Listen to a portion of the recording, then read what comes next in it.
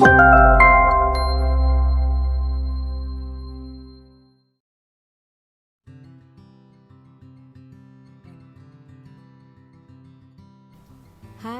Assalamualaikum warahmatullahi wabarakatuh, Smart Moms.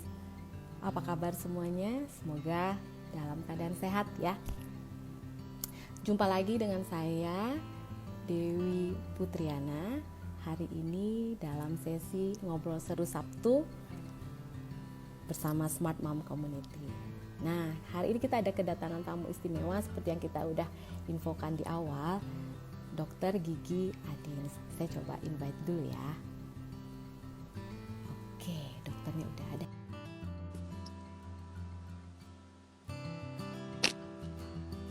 Oke, pastikan semua udah. Oke. Selamat pagi, dokter. Selamat pagi. Assalamualaikum warahmatullahi. Waalaikumsalam warahmatullahi wabarakatuh. Senang ketemu dokter di sini ya, walaupun belum pernah ketemu. Sebelumnya saya ucapkan terima kasih loh udah diundang di Smart Mom Community. Iya. Komunitas moms yang smart ya. Terima kasih dokter atas waktunya. Kami tahu dokter pasti sibuk, tapi masih menyempatkan waktu bersama kami. Alhamdulillah. Iya. Oke, kita mulai aja ya dokter ya. Boleh ya. Siap, saya buka dulu nih. Baik. Jadi alhamdulillah kita hari ini ya dokter ya dapat kesempatan untuk bertemu dengan dokter gigi kita bisa diskusi. Nah, kita kan tahu ya dokter, selama ini setelah COVID ini kita itu sangat menghindari klinik, rumah sakit untuk melakukan perawatan gigi. Nah, kita pengen tahu nih sebenarnya bagaimana nih kita harus melakukan perawatan gigi saat ini? Apakah ada prosedur-prosedur baru? Apakah kalau kita sakit kita harus bagaimana? Nah, sesi hari ini kami ingin sharing dengan dokter. Dokter bisa berbagi dengan kami topik mengenai perawatan gigi selama pandemik ini. Kita harus seperti apa nih dokter? Silakan dokter. Iya. Banyak sekali Mams Dewi pertanyaan-pertanyaan mengenai perawatan gigi selama pandemik, apalagi sekarang bulan puasa ya. Jadi pada intinya untuk perawatan gigi, menjaga kesehatan gigi dan mulut kita sehari-hari sebenarnya sama. Sebelum pandemi ataupun pada waktu bulan puasa sebenarnya sama. Yang pertama adalah menyikat gigi itu wajib ya. Menyikat gigi minimal 2 kali sehari. Akan tetapi banyak yang salah kaprah dengan waktunya, timingnya kurang tepat. Jadi menyikat gigi 2 kali sehari diutamakan pada waktu pagi setelah sarapan dan malam sebelum tidur. Nah, kebiasaan dari kita salah bahwa bangun tidur, terus kita mandi, habis mandi sikat gigi, setelah sikat gigi sarapan pagi, ada yang pergi ke sekolah, mungkin pada hari-hari yang masih sekolah atau bekerja ya kan. Nah, di waktu bulan puasa ini bisa diganti setelah sahur. Setelah sahur, sebelum sholat subuh, kita wajib sikat gigi. Nah, malamnya sebelum tidur tetap harus sikat gigi.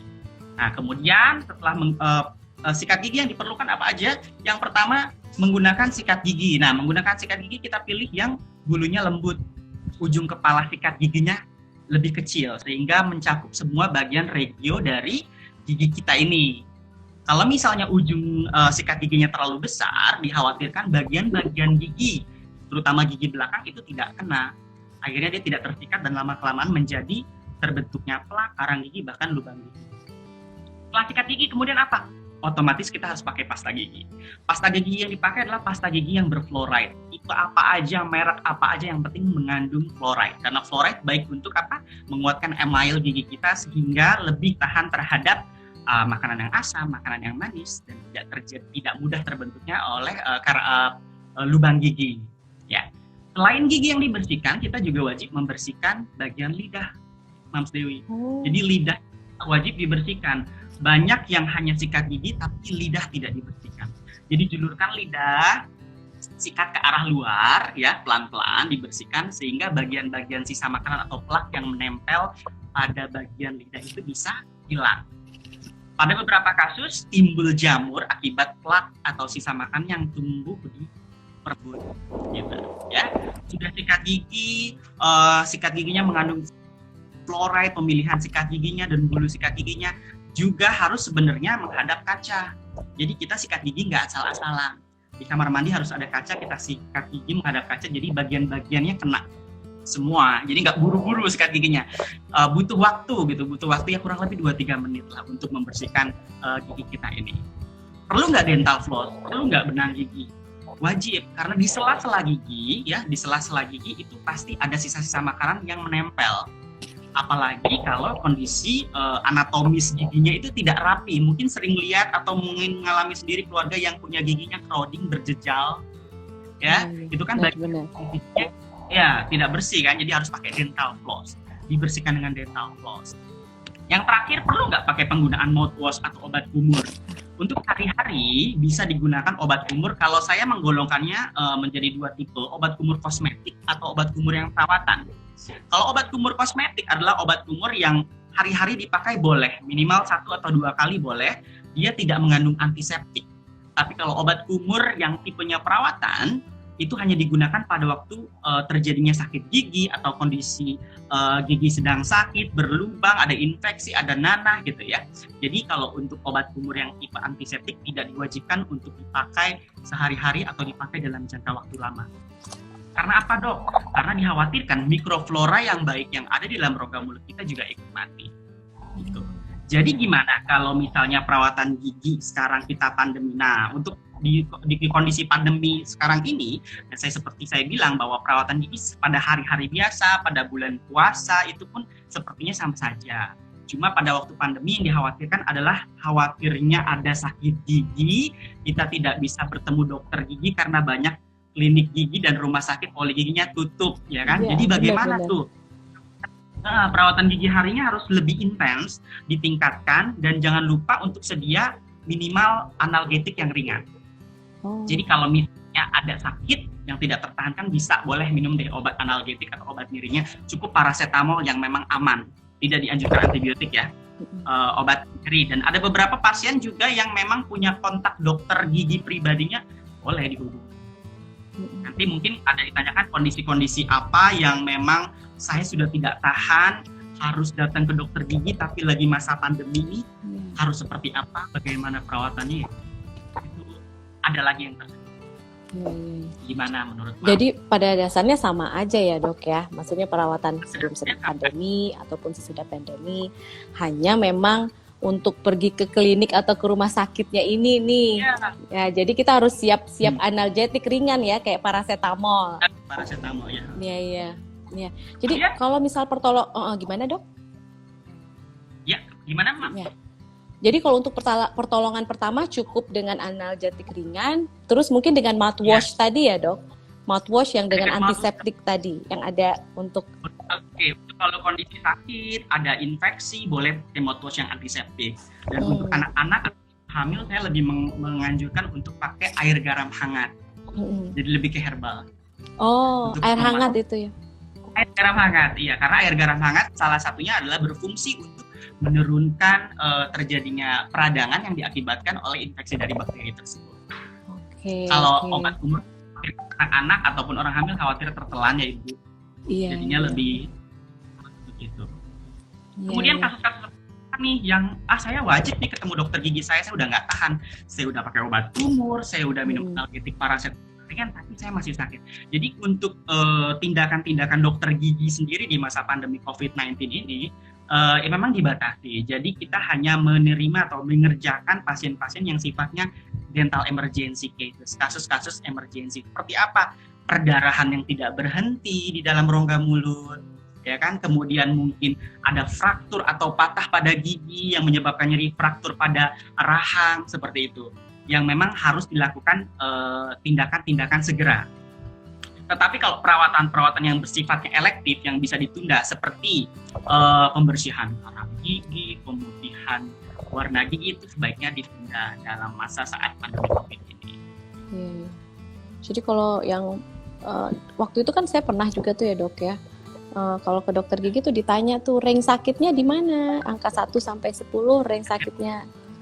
Nah itu ya dok ya, memang harus tahu ini untuk mengetahui emergensinya ya. Iya. betul. Memang masih bisa ditangani dengan obat analgetik seperti paracetamol ringan, ya, dan dia berhenti, ya tidak perlu dulu, tunda dulu deh perawatannya.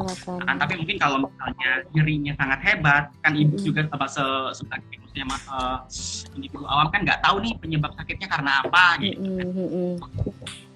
Darurat, ya boleh datang ke dokter gigi selama memang kondisi emergency case. Nah, untuk menanganinya pun tidak sembarangan. Jadi misalnya ibu mempunyai permasalahan di dalam rongga mulutnya yang butuh penanganan secara darurat, segera datang kemudian ke rumah sakit, ya, datang ke dokter gigi. Itu tidak langsung dikerjakan oleh dokter giginya, tapi kita harus screening.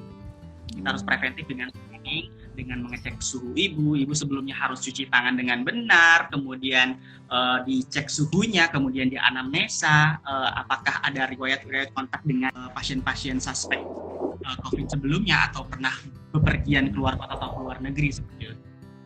Dan dinyatakan jika memang bebas dari indikasi tersebut, bisa dilakukan tindakan, dan itu pun dengan standar operasional, prosedur opsional yang benar. Dengan apa? Dengan dokternya memakai APD yang lengkap. Dokter gigi dan dokter kesehatan kan termasuk terkena dengan cepat resikonya tinggi untuk terkena virus ini. Jadinya penggunaan APD yang tepat dan lengkap juga harus dilakukan oleh dokter gigi sehingga dokter giginya pun tidak terkena. Jadi dokter setiap hari harus pakai itu ya kalau lagi praktek ya dok sekarang? Ya. Kebetulan kan saya dokter gigi spesialis bedah mulut. Jadi bagian-bagiannya gawat daruratnya di gigi itu otomatis dilemparnya ke saya gitu. Jadi kalau misalnya ada pasien gawat darurat yang terbanyak nih di masa COVID, waktu beberapa hari ini abses, ya kan? Abses pembengkakan akibat gigi bungsu yang tidak tertangani, gigi berlubang yang tidak tertangani, udah infeksi berlanjut, itu kan harus ditangani kan? Itu ke IGD yang pasti ditelepon ya si dokter gigi spesialis bedah mulut itu. Kemudian fraktur, kecelakaan itu kan nggak mungkin ditunda. Iya, betul. Setelah di sini aman, ya, saya memakai APD alat pelindung diri level 3 itu yang lengkap untuk memproteksi diri saya juga dan memproteksi si pasien. Meskipun pasiennya bukan positif COVID, tapi kita harus tetap siaga ya dok. Preventifnya ya. Biasanya kan kalau kita ke dokter gigi kan nggak akan lama ya dok, appointment, terus kita datang gitu ya. Nah kalau sekarang tadi kata dokter harus cek suhu, itu prosesnya berarti lebih lama ya dok? Lebih lama. Sekarang itu kalau misalnya kalau nggak darurat tidak disarankan untuk datang kan ke praktek dokter gigi. Okay. Berarti jadi kita perlu. Yang darurat. Iya. Nggak take time sih sebenarnya karena pasien akan berkurang. Jadwal praktek saya juga berkurang, pasien saya juga berkurang, jadi ada yang antri sih sebenarnya kalau memang darurat ya. Iya benar-benar. Dokter, nanti kita akan buka sesi tanya jawab, nanti para moms atau yang nonton bisa tanya ya, nanti kita buka juga sesi komen. Nah, tadi terkait dokter cerita tentang gigi bungsu nih dok. Nah, itu bagaimana sih perawatan gigi bungsu itu tuh dokter? Banyak juga nih yang DM ya ke Instagram mengenai penanganan dari gigi bungsu. Gigi bungsu itu kan sebenarnya gigi geraham ketiga ya, Mams. Gigi geraham yang erupsinya paling terakhir. Erupsi atau tumbuhnya itu paling terakhir sekitar umur 18, range-nya sampai 25 tahun. Perkembangan akarnya sekitar 25 tahun, ya kan? Nah, pada beberapa kondisi di gigi bungsu ini tumbuhnya prevalensi tertingginya tidak numbuh sempurna. Dia miring, makanya disebut dengan ya impaksi gigi. Apa itu impaksi gigi? Gigi yang erupsi atau tumbuhnya tidak sempurna. Ya, jadi dia tidak sempurna ataupun numbuhnya cuma separuh sebagian. Karena apa?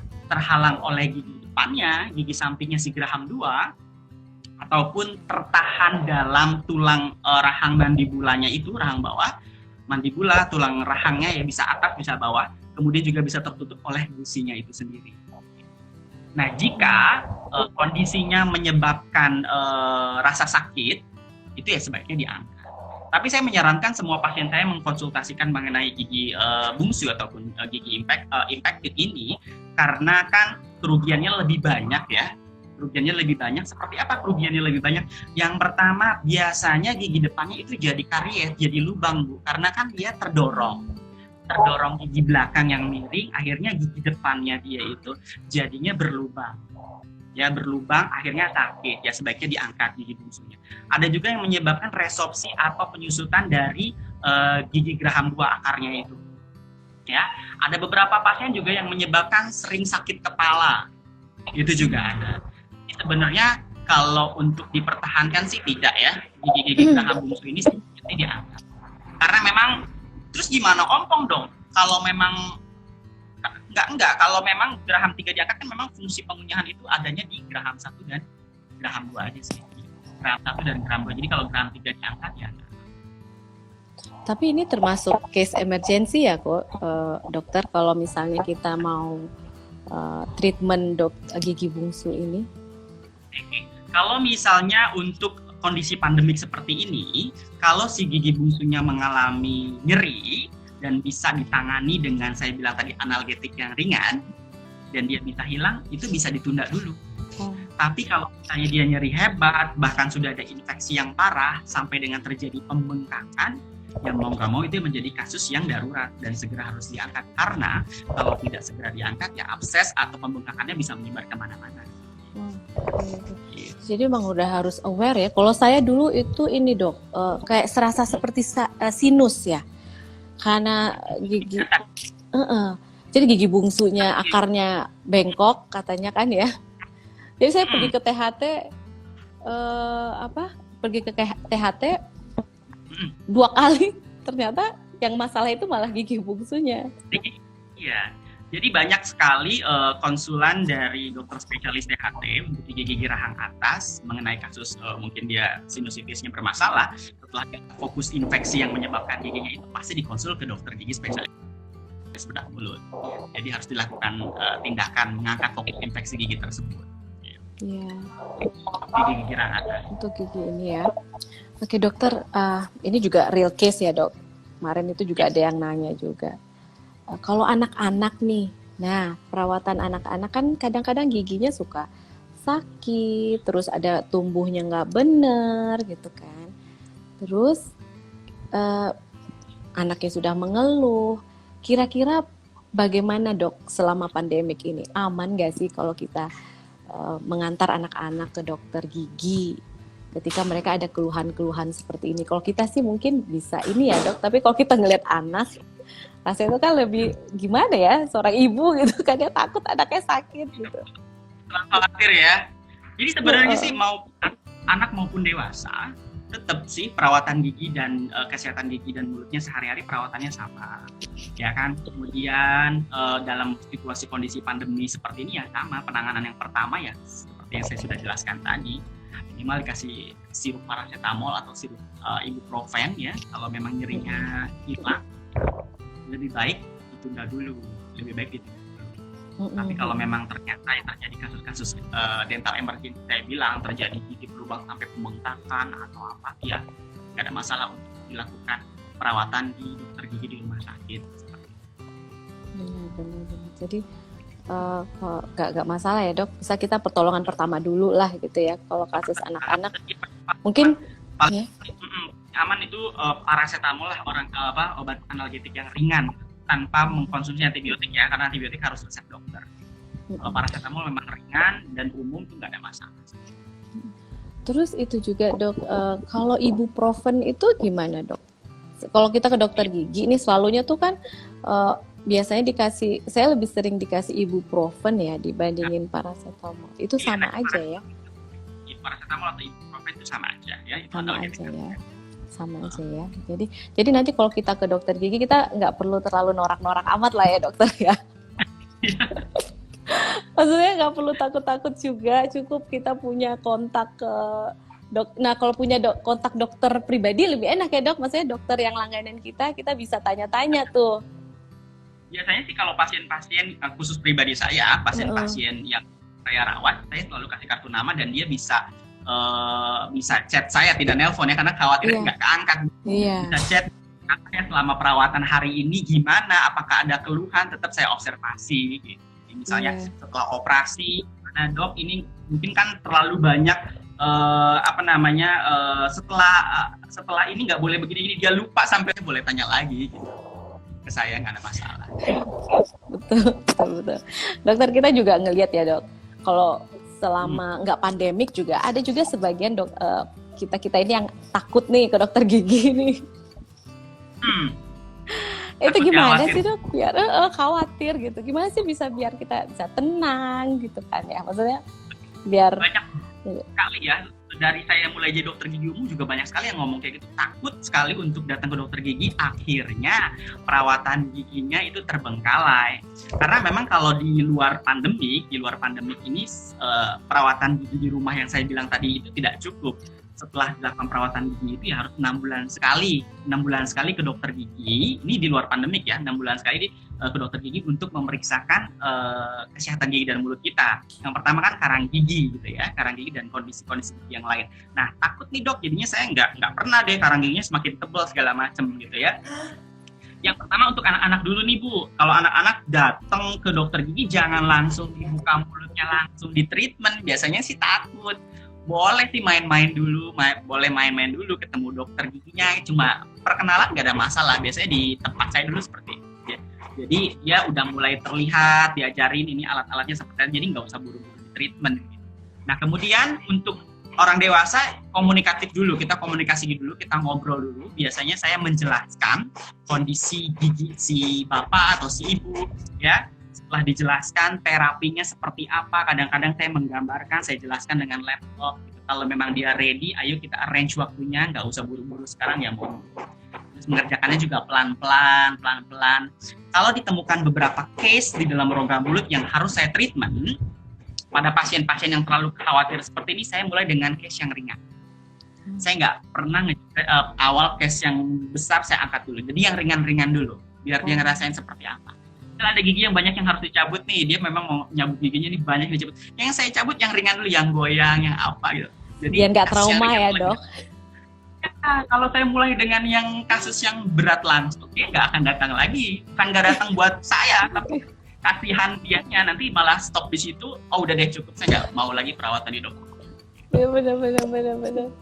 Nah itu juga kalau anak-anak kan kalau di rumah kita juga udah harus briefing dulu ya dok ya, ngasih tahu kita mau ngapain, apa yang dilakukan. Nah, betul. Dan saya menyarankan orang tua untuk anak-anak sih sikat giginya nggak dilepas, tapi sikat gigi bersama. Gitu. Sikat gigi bersama. Jadi dia bagian-bagian gigi yang tersikat dia tahu, tidak buru-buru, dan biasakan ngadep kaca. Menarik nih dok, tentang anak-anak harus didampingi ketika sikat gigi, gitu ya. Ya. Sebenarnya usia berapa tuh dok yang memang kita dari usia berapa dan sampai usia berapa kita terus mendampingi? Karena anak saya itu juga ya seperti yang dokter bilang kan ya, saya ngerasa saya ngerasa ini apa kalau nyikat gigi tuh kok kayak sebentar amat sih. Kita memang ini, jadi gimana tuh dok? Boleh sharing dok? Gak ada masalah. Dia benar-benar paham, nanti juga dia malu sendiri kalau ditemenin terus kan gitu. Jadi nggak ada masalah sih kalau saya bilang range-nya sampai kapan ibu harus menemani anaknya untuk sikat gigi. Saya rasa sih nggak ada waktu yang ditentukan gitu. Selama memang ibunya mau ngajarin, mau sih anaknya masih belum bisa, ya nggak ada masalah. Nggak ada masalah ya dok ya. Nah terus atau sikat gigi sendiri, ibu cek lagi mana bagian gigi yang belum tersikat. Nah ini belum diulang lagi kan nggak ada masalah. Oh iya. Jadi memang kalau memang karena kalau dibiarkan sendiri itu rata-rata sikat giginya jadi asal-asalan. Iya benar dok. Jadi asal-asalan gitu kan. Jadi kita kan misalnya, loh ini kayaknya udah sikat gigi kok belum sih gitu kan. Nah kalau anak-anak itu dok, mereka boleh nggak sih pakai mouthwash gitu? Nah yang saya tadi bilang ya kan, khawatirnya kan tertelan tuh mouthwash-nya. Jadi kalau mouthwash itu kan sebenarnya pelengkap saja. Kalau memang dirasa sikat gigi sudah cukup ya. Kalau untuk anak-anak kan giginya dia tidak terlalu seperti orang dewasa makan segala jenis makan atau apa ya. Jadi kalau memang dirasa cukup dengan sikat gigi ya nggak ada masalah. Yang saya bilang tadi ditambahin tos, benang gigi kalau memang gigi-giginya crowding untuk membersihkan sela-sela gigi. Nah, kalau memang dibutuhkan obat kumur untuk anak-anak, saya selalu menyarankannya dengan air garam hangat aja. Air garam aja cukup ya, dok? Cukup. untuk kalau anak-anak lagi sakit gigi ataupun ibu hamil, saya lebih menyarankan air garam hangat. Ada Karena kandungan khawatir apa sih dok di air garam itu dok? Maaf dok, tadi agak. ya, jadi mineralnya itu salah satunya kan dapat membantu menurunkan respon inflamasi peradangan akibat dari pembentukan bakteri dari infeksi tersebut. Gitu. Ya memang tidak menyembuhkan langsung, tapi setidaknya meringankan dari peradangan dari inflamasi yang disebabkan oleh bakteri. Baik dokter, saya mau menyapa dulu teman-teman di Smart Mom Community. Jika ada pertanyaan boleh diisi di komen, nanti dokter bisa menjawab ya dok ya. Insya Allah ya. Iya baik dokter. Nah dokter, sambil kita menunggu pertanyaan-pertanyaan dari para moms ini, kalau anak-anak nih dok, karena anak saya masih 9 tahun sama 12 tahun nih dok. Gigi susu itu dok, paling lama usia berapa sih masih tetap ada gitu dok? Dan bagaimana kita bisa mengetahui, oh ini dok gigi susu, oh ini udah permanen gitu dok? Yang orang tua datang nggak tahu kan ini kondisinya gigi susu atau gigi tetap gitu. Makanya pentingnya datang. Yeah. Makanya pentingnya ke dokter gigi gitu kan. Pentingnya ke dokter gigi. Biasanya sih usia yang pertama untuk pergantian gigi tetap tuh gigi seri atau gigi depan bawah tuh normalnya sekitar 5 sampai 6 tahun. Nanti berlanjut yang ke atas, kemudian baru ke gigi yang sebelahnya itu kurang lebih sampai 13-14 tahun. Nah, kalau untuk gigi yang tadi itu paling muncul atau erupsi paling terakhir, dia tidak ada gigi susunya gitu. Dan untuk mengetahui kondisi tersebut pada waktu pemeriksaan awal, nanti kan dokter menyarankan untuk melakukan foto ronsen panoramik, ya, foto ronsen panoramik. Ya, saya biasanya menyarankan itu untuk mixed dentition, gigi campuran. Setelah ronsennya sudah jadi, nanti saya jelaskan. Oh ini gigi ini sebentar lagi akan erupsi, akan tumbuh. Ini akan ini. Jadi lebih mudah untuk menjelaskan ke pasien kapan waktu untuk pergantian untuk mengangkat gigi susunya. Baik, dan perlu diingat nih, dokter gigi itu spesialistiknya banyak sekali sebenarnya. Kalau ada yang nggak paham kan dokter gigi aja nih ya. Jadi kalau misalnya dokter gigi umum itu setelah mengambil pendidikan kembali, misalnya untuk dokter gigi khusus spesialis anak itu ada lagi namanya pedodontia. Jadi ya dokter gigi khusus spesialis gigi anak, pedodontia. Kemudian periodonsi itu apa? Khusus jaringan-jaringan pendukung gigi, gusi gitu, jaringan periodontal gigi. Kemudian seperti saya bedah mulut dan maksilofasial untuk yang khusus bedah ya kan, trauma segala macam itu yang bedah. Kemudian atau pemasangan kawat gigi itu ada dokter gigi khusus ortodonsi namanya, spesialis ortodonsi. Ada lagi dokter gigi khusus untuk pembuatan gigi tiruan, prostodonsi.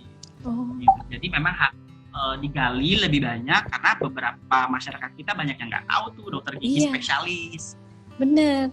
Saya tuh kok dokter gigi gitu kan, kita nggak tahu kemana gitu kan ya. Pokoknya dokter gigi aja. Banyak spesialistiknya, lebih kompeten, lebih fokus pada kasus-kasus tertentu itu. Nah, ini ada pertanyaan juga nih dokter, penyebab karang gigi dan cara pencegahannya dan penanganan jika sudah bagaimana penyebab karang gigi. Dokter bisa dengar saya? Iya, oke. Ya, oke. Penyebab karang gigi dan cara pencegahan dan penanganannya jika sudah ada nih karang giginya. Gimana tuh dok? Kira-kira? Gigi saya bilang menjaga kesehatan gigi dan mulut yang paling simpel tadi saya sudah bahas, yakni sikat gigi. Sikat gigi minimal 2 kali sehari. Menggunakan apa? Kemudian menggunakan sikat gigi yang berbulu halus, ujungnya kecil, kemudian juga bisa dibantu dengan penggunaan dental floss atau benang gigi, kemudian juga dengan penggunaan floss. Tetapi terkadang tidak cukup sampai di situ. Terbentuknya karang gigi ini kan berawal dari plak gigi, ya, dari plak gigi akibat sisa makanan yang dalam jangka waktu lama gitu. Jadi memang kenapa di luar pandemi ya, kenapa pasien-pasien atau individu harus kontrol ke dokter gigi itu minimal 6 bulan sekali, itu sebenarnya minimal melihat ada tidaknya karang gigi. Kalau ada terbentuk karang gigi, kita wajib membersihkan karang gigi tersebut di dokter gigi. ya. Kalau cuma memang diperiksa cuma ada karang gigi, setelah dibersihkan boleh kontrol 6 bulan lagi. Ya. Tapi kalau misalnya ada kasus-kasus lain, ya wajib dilakukan terapi juga. Pokoknya dalam keadaan kondisi gigi dan mulutnya baik, baru kontrol 6 bulan kemudian, gitu ya. Jadi kalau ada karang gigi dibersihkan. Dan kalau ada gigi berlubang, ya ditambal atau dicabut, pokoknya diselesaikan dulu, baru kontrol 6 bulan sekali. Nah, bukan berarti setiap 6 bulan sekali itu kita pergi ke dokter gigi, cek ada karang gigi lagi, terus dibersihkan lagi. Nggak selalu seperti itu, gitu. Jika misalnya setelah dibersihkan karang gigi, kemudian diedukasi sama dokternya, aplikasi saya bilang tadi cara sikat gigi yang baik dan benar kayak gimana, dia lakukan dengan benar, diaplikasikan di rumah dengan benar, insya Allah sih tidak terbentuk kembali. Tapi tetap harus kontrol 6 bulan sekali. Kalau kelewatan dok, ini kan seharusnya udah ada jadwal saya nih kan, udah kelewatan 2 bulan dok. Itu kan minimal 6 bulan sekali. Jadi banyak sekali tuh pasien-pasien yang memang awalnya kan sikat giginya mungkin belum dijelaskan secara benar. Dia datang ke saya, oh karang giginya banyak, itu Bapak setelah dibersihkan, diedukasi cara sikat gigi yang baik dan benar seperti apa, kontrol lagi nih 6 bulan, alhamdulillah tidak terbentuk. Tapi ada juga yang terbentuk, entah dia cara sikat giginya yang salah, atau juga dia lupa waktunya tidak tepat, timingnya nggak tepat. Ada juga untuk khusus yang perokok, pasti otomatis giginya akan lebih kotor ya. Memang bukan karang gigi tapi stain rokok itu kan juga kotor, gigi jadi kasar, plak gampang nempel, akhirnya terbentuk karang gigi. Iya, benar. Ada rekomen nggak dok sikat gigi yang oke buat kita nih untuk karang giginya biar ini sikat gigi ataupun pasta gigi saya tidak pernah menyebutkan merek apa gitu ya. Oke. Mungkin bentuknya kali ya dok. Bentuknya barangkali. Tadi itu udah bahas sebenarnya. Ya, yang kecil itu ya kepalanya. Ujungnya harusnya jadi bisa mencakup ke gigi-gigi geraham, karena paling banyak sekali yang saya lihat yang tidak terpikat adalah gigi geraham. Belakang ya. Gigi geraham belakang, akhirnya dia gampang sekali terbentuk karang gigi dan berlubang. Itu bentuknya kecil. Dan bentuknya harus halus, jadi tidak merusak di gusi. Iya dokter. Ini kita nggak kerasa udah hampir lebih 30 menit nih ya dokter, seksi kita nih seru banget ini dengan dokter Adin. Mungkin dokter ada dokter praktek di mana nih dok? Kalau jadwal saya praktek, saya sebenarnya kebetulan di Kementerian Pertahanan, saya PNS di Kementerian Pertahanan. Saya praktek di Rumah Sakit Dr. Suyoto di Bintaro, kemudian ada di Rumah Sakit Enteng, Jakarta, dan di Rumah Sakit Hermina Ciputat.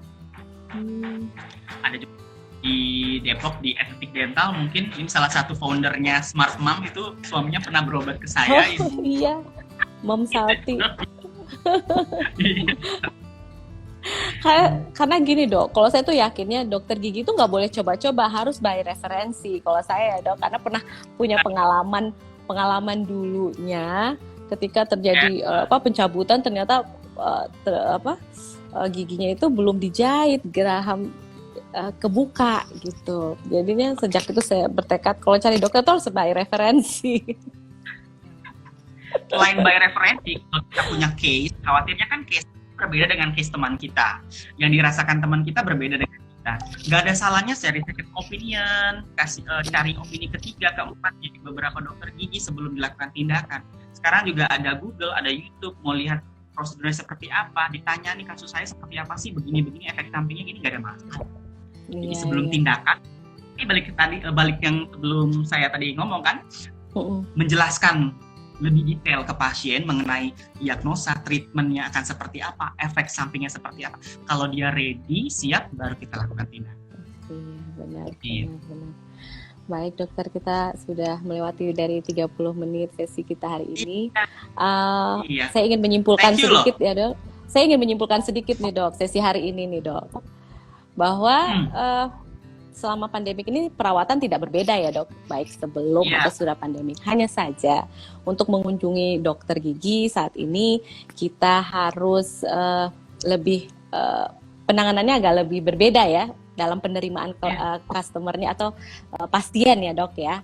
akan ada screening terlebih dahulu. Itu yang membedakannya.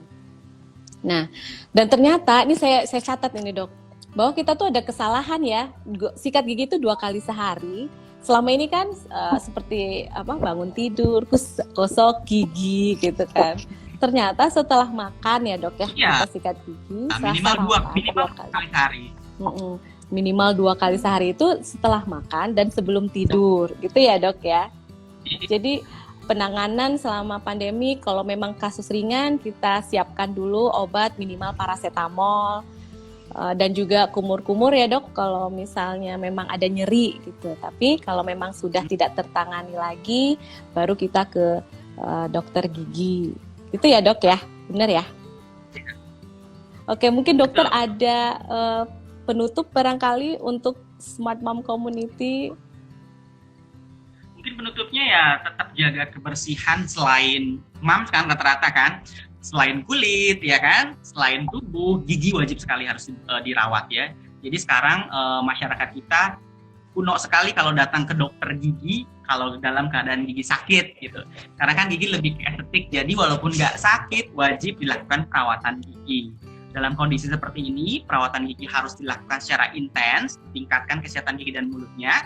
Jangan lupa minum air putih yang banyak, makan buah dan sayur lebih banyak, dan vitamin. Saya rasa itu aja. Terima kasih dokter. Dan jangan lupa Smart Moms kalau ingin mengetahui jadwal dokter Adins bisa follow IG-nya ya dok. Nah, boleh follow Instagram saya, boleh DM saya kalau ada pertanyaan, monggo. Siap dokter. Baik, terima kasih dokter atas waktunya, atas kesempatannya. Sukses selalu dan sehat untuk kita semua ya dok ya. Sukses juga buat Mams Dewi dan Smart Moms Community-nya ini. Terima kasih dokter. Sampai kita ketemu lagi dokter. Oke, assalamualaikum. Terima kasih Mams yang menyimak pada hari ini. Kalau ada pertanyaan silakan DM Dokter Adins ya dok. And jangan lupa follow Instagram Dokter Adins. Assalamualaikum. Waalaikumsalam warahmatullahi wabarakatuh.